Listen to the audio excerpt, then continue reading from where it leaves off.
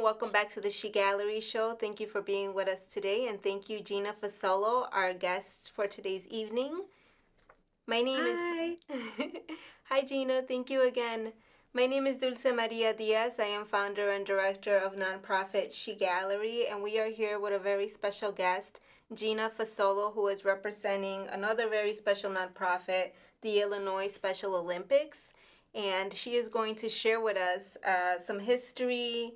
And some of you may remember when She Gallery first started season 8, we did recap on some of what She Gallery had done through the lockdown, and one of those special projects was a duck that we did with the Illinois Special Olympics. And if you visit our website at sharinghisenergygallery.net, you can check out our duck. And you will also see a link at the end of this recording on our website, where you will be able to also link up with Illinois Special Olympics and also see all of the rest of the ducks and a very special video from all of the artists that participated. Gina explains to us there were 25 ducks that are still standing on the Michigan Avenue Mag Mile, which is really cool. So, Gina, why don't you talk to us a little bit about yourself and your background? Yeah, for sure. Thank you so much for having me. This is so exciting, and I'm very, very happy to be here. I'm Likewise. Gina. I am originally from the northwest suburbs of Chicago, Arlington Heights. I was born and raised there. And I've been working at Special Olympics Illinois for a little over 3 years now in the marketing department as the manager of communications. Nice. And what brought you to, or can you talk to us a little bit more about actually first the Illinois Special Olympics? How long has this organization been around and who does it service? How is it helping the community and its children? Definitely. So, Special Olympics Illinois offers training and competition in 18 sports to children and adults with intellectual disabilities.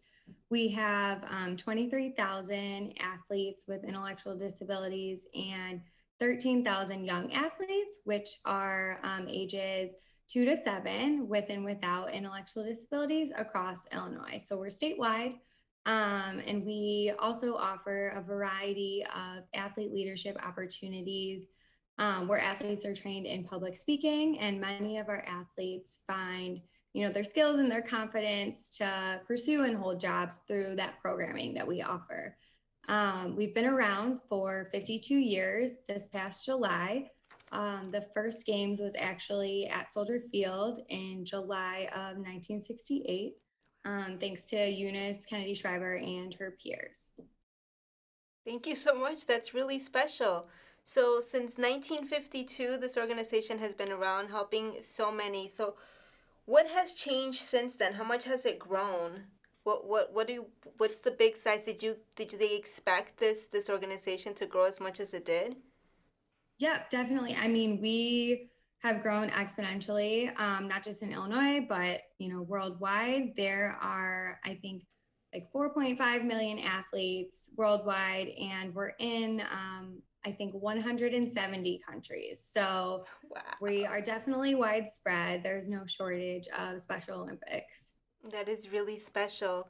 So, again, we had the chance to work with the Illinois Special Olympics and we contributed a duck. And as many of you know, one of our members, my brother, who is usually the the technical engineer here, but because of COVID, there's only one person that's allowed here, and my brother is in a wheelchair. And it is, and in many conversations that we've had with people when we talk about the dogs and everything that we did, so many people are so proud, and it sparks up this conversation of autism. And then I come to learn of how many people that I did not know had their children participating in these Special Olympics and have been for years. So this year specifically, a lot of people were kind of like sad and disappointed. We bring in this mental health issue because of COVID. Can you talk to us a little bit about how things were different this year and the restrictions that COVID brought on with the Illinois Special Olympics? Yes, definitely. I mean, we were not immune to the effects of 2020 by any means, but we definitely kept our athletes busy and are still keeping our athletes busy during COVID. We've offered a variety of virtual programming for our athletes, including esports, which is actually a new initiative for us this year. We have hosted a couple of unified tournaments. Unified is somebody with an intellectual disability and their peer, so someone without working together. So we've hosted some unified tournaments where athletes and their peers can play Rocket League together, which is a video game.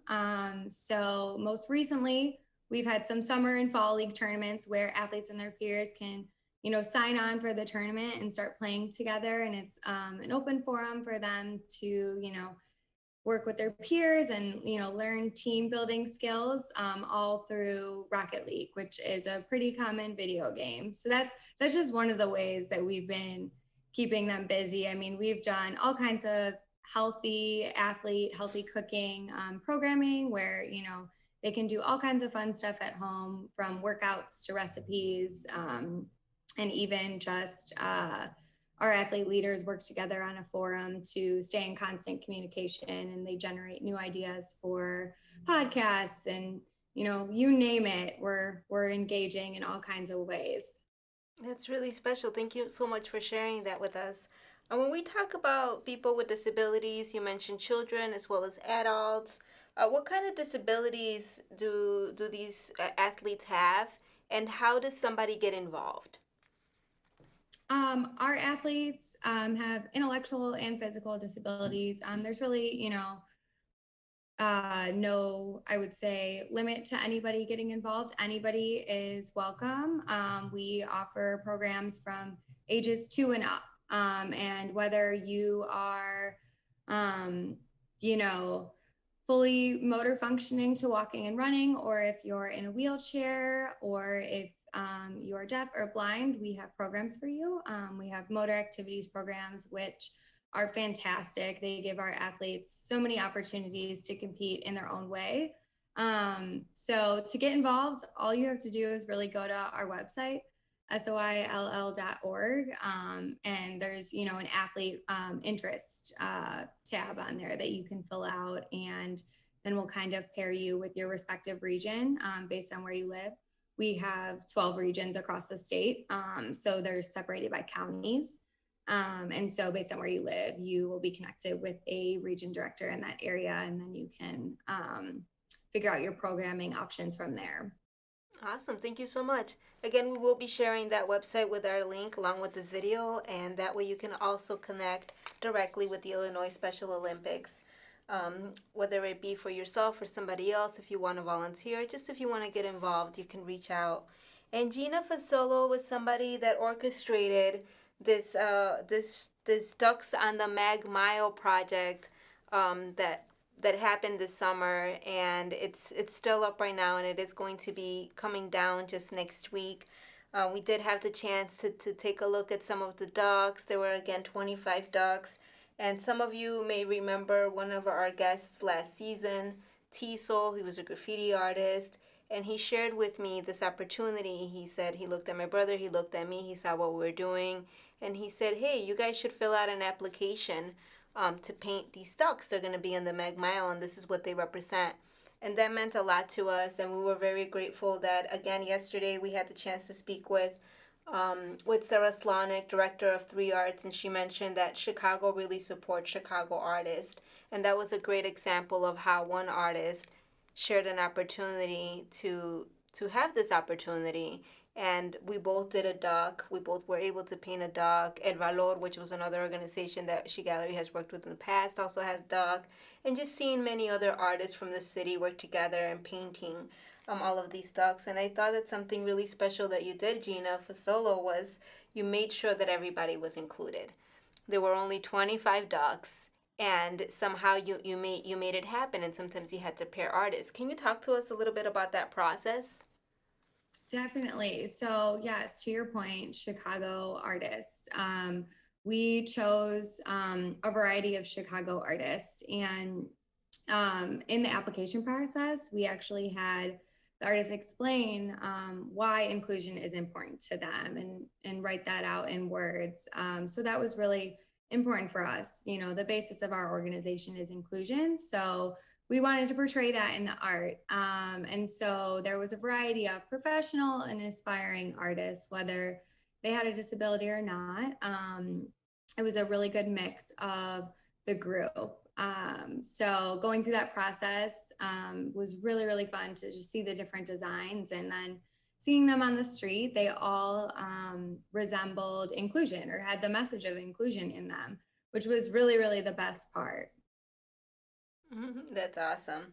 Was there any challenges that were had? I know sometimes there were some delays, but were there any challenges with due to COVID or the rioting that may have affected the schedule of the duck display? I would say, all in all, the whole process went very smooth. We're lucky to have some amazing partners. The Chicago Movers helped us place the ducks and transport them to and from, and they really did a fantastic job with the logistics of it all. And I mean, working with the artists was fantastic. So I would say there was really no challenges in it, which is, working in events, there's always challenges. So it's nice to come from an event that was very smooth. Very smooth. Yes, it was definitely a lot of fun putting our ideas together and thinking about what's how is this going to represent inclusion. Our duck, for example, had rainbows and stars, and it had on the font that said this able with this crossed out. So able, the ability to do anything you set your mind to. And this was very special because that quote came directly from my brother, who is a victim of gun violence. He is in a wheelchair. He's disabled. He only has use of one hand, his left hand, and he still does all of this. And he helps us out with so much with She Gallery. He put himself through school after this gunshot, and it's really amazing seeing how the thrive that people have. You talk about these athletes competing where they actually kind of like forget that they have a disability. We and you just keep thriving, and that's really inspiring. And then seeing that in the works of so many other artists, when you look at these docs, it really speaks to you, whether it's a direct message such as that one, or if it's just something that makes you smile. When I had the chance to go through Michigan Avenue and look at the docs, it was really special to see families taking selfies and seeing the smiles on their face, because it really just did that. So we mentioned earlier the Ducks on the Mag Mile, and we find out that this is actually the first year that the Illinois Special Olympics had the opportunity to do this. And the reason that it was a duck was because of the Chicago Ducky Derby. Can you talk to us a little bit about the history of the Chicago Ducky Derby? Yes, definitely. So, the Ducks on Mag Mile campaign is a public art display campaign that complemented the Chicago Ducky Derby this year. So, for the past 15 years, we have had the Chicago Ducky Derby downtown, and you may be familiar with it. We dump over 60,000 rubber ducks into the Chicago River, normally off Columbus Street Bridge. So it's definitely a spectacle of the summer. It always happens the first week in August. So this campaign complemented that. And that's why the sculptures were ducks. We really wanted everywhere you go on Michigan Avenue to see, the ducks and know the Duck Derby's coming this year. So historically, we have had a huge event on Michigan Avenue. It's kind of taken over 400 North Michigan Avenue area. There's a big festival. We always make it really fun and bright and cheery. This year, that event was virtual, and we had a 2-hour virtual special that was headlined by two national acts. And we really just made it a fun festival kind of day for our athletes and constituents to tune in virtually, since they couldn't be there in person. And we actually, this is super exciting for us. We sold out of our ducks. Normally, you can adopt a duck for $5 in person or online. It was all online this year. So we sold over 73,000 ducks and raised a little over 400,000 for the athletes of Special Olympics. And all that money goes back to our programming. Our athletes don't pay to compete or attend our competitions. So that's exactly where that money goes. It's very fruitful and very, very refreshing to hear that somebody's donation, it could be as small as that, can contribute back that amount back for such a great cause. That is really, aside from it being like really neat, it really does do something to that athlete as far as like mental health. What would that athlete be doing without the Special Olympics? How limited would these people with disabilities feel? So that's extremely special. Thank you so much for all of your work. Um, can you talk to us a little bit, and I probably should have asked you this earlier, about your involvement with the Illinois Special Olympics? I know you mentioned your role there, but how did you first hear about the Illinois Special Olympics? How did you get involved, and why is your role important to you? Definitely. I have been involved since I was in grade school. I actually started volunteering. My cousin worked at a school in the area where I grew up that is a school for people with disabilities. And I started volunteering at my local Special Olympics competition in Arlington Heights. And I was hooked. I continued to volunteer, through high school and college. And I just love our athletes. I mean, I just loved everything they stood for, everything the organization stood for. And it was always fun. It was, I was an athlete myself growing up. So being around people and playing sports and being active was definitely something I enjoyed.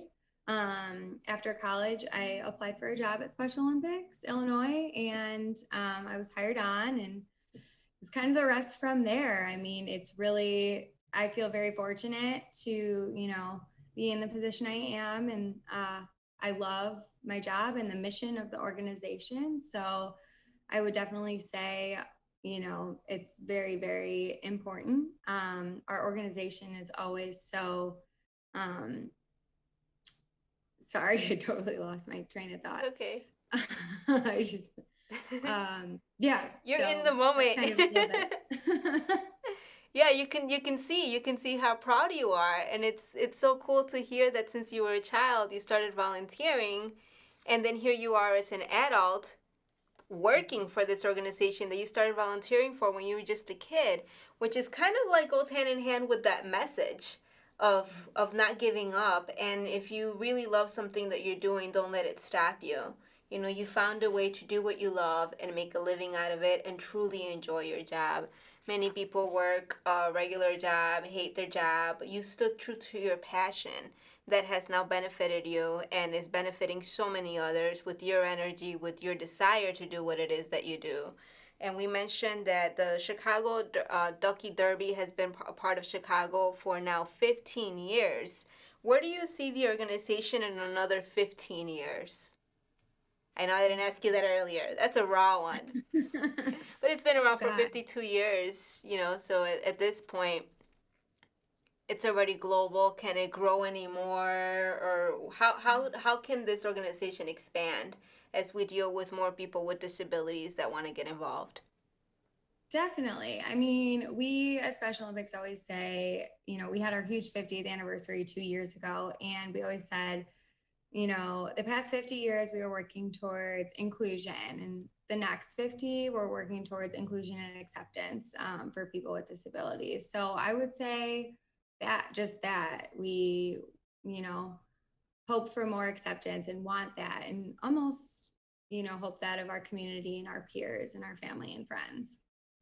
That's really special. I'm glad that I brought that up because inclusion and acceptance, they're very two important factors and they go hand in hand. So first is to include and then to accept, or you can accept and then include because at that point you're working hand in hand. And somebody that has at no fault a disability may feel left out, may feel like they're not normal, and that might be very difficult for them. So for somebody to be in a setting with other people that are feeling that way or are in that same situation, that might be comforting. But then when you get out into the street, into the world where you have to be at some point, you want to be accepted and feel that same level of comfort as well. So how do you help aside from the athletes? Are there counselors that are involved that talk with these athletes, or how does the Olympics play a role in mental health for the athletes and the members of the Illinois Special Olympics with disabilities? Definitely. I mean, that is a huge topic and so, so important.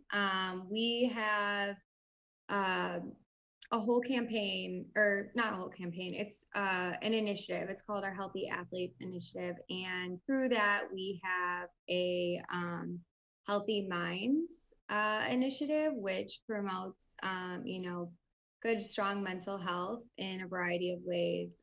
There's a lot of programs that we use for our athletes to instill this and work on this and improve it with our athletes and our everyone involved. So the initiative, Healthy Athletes Initiative encompasses a variety of things. From being healthy on the outside to being healthy on the inside. It's all just as important. That's awesome. Thank you so much. And as we're wrapping up the segment, let's talk a little bit more about the ducks on the Mag Mile and what can we expect after they're off the streets? Will we ever see them again, or what happens to the ducks? And will there be That's another event? Okay, definitely. So the Ducks have been on the Mag Mile since the beginning of June, and they will come off the streets next week, and they will be put up for an online auction. Constituents will have the opportunity to bid on any of the ducks that are up on the auction site, and that site is let me pull it up. ducksonparade.soill.org if you want to go and look at the ducks and just view them, or you can bid if you're interested in that. But that's where they'll live after the streets. Okay, so again, we'll be sharing those links as well. You'll be able to take a look at all of the ducks, and if you want the opportunity to help this organization, purchase a duck. They're beautiful ducks. That's really special. Can you talk to us a little bit about how the athletes responded to the ducks, this being the Yeah, first year? definitely. Yeah, for sure. I've all the feedback I've heard from our athletes is they loved them. They were so colorful and fun and just kind of a breath of fresh air for them to see a piece of inclusion, out there that, resembled Special Olympics. They were like, oh my gosh, this is so cool. We had so many athletes, messaging us and letting us know that they saw them and taking their picture with them. It was really just an awesome display of inclusion in the city. It was really cool to see that. Awesome. And do we expect this to become an annual um, campaign, or is that still talked about? We would hope so. I mean, who's to say what's to come? But that would be awesome. It would be fantastic to have that every year. A great contribution and another way to celebrate. We have the duck derby, as you mentioned, for that to continue to go hand in hand. That's really special. I know many artists that were involved were very afraid that this was not gonna move forward because of COVID and the rioting. And then every time that we would get a communication from Gina saying, no, this is still going on. Yes, we're still moving forward. It was like, oh, yay. While it seemed like the world stopped, you guys kept going because it is so important to continue to motivate and keep these athletes involved. Right now, we have so many issues with CPS and parents and children with their kids are doing e-learning and they want to get their kids out there, and we have issues with mental health versus this danger with COVID. So it's like, what's the best for who? And somehow the Illinois Special Olympics has found a way to be able to practice both, to continue to keep your athletes motivated and safe at the same time. And we thank you so much for that and for continuing all of your productions despite of what the world has challenged us with this year. We hope the best for next year and the following years. And we will have, again, all of this information, the links, that way you can contact Gina Fasolo or the organization directly. And again, we'll share the duck campaign video, and you can take a look at the link, check out all of the ducks, and again, if you're interested. Gina, is there anything else that you would like to share with us before we wrap up today? I don't think so. I think we covered it. All right. And thank you again so much for watching. And thank you, Gina, so much for being with us today. It means a lot. Thank you. We'll see you next week.